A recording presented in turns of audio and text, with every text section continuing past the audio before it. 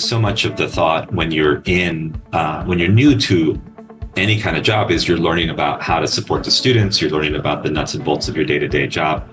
But this takes a bigger picture look. And so somebody who's new will come in and say, okay, yes, I care about students, but also maybe I should think about my colleagues. And probably, they're thinking about their colleagues in a way where you're wanting to build rapport, you're wanting to make connections, you're wanting to have a good professional relationship. And that's all great.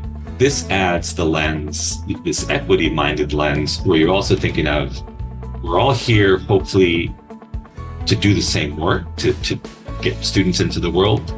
And we're also human beings that are having to be who we are. We have these wonderfully diverse intersectional identities that make us special. And it's probably the case that you're going to be in office where there'll be people who are very different than you, and that's okay.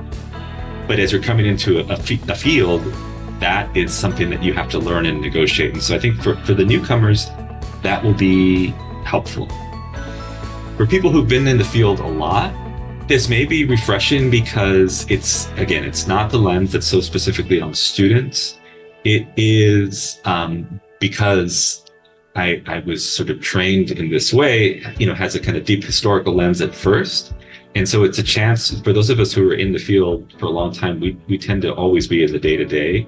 This might be a chance to take a step back, to look at the history, of some of the systemic inequities that are still troublesome, and then think about ourselves in that context. When you've been in the field a long time, sometimes you need a little bit of a jolt, a little bit of a refresher.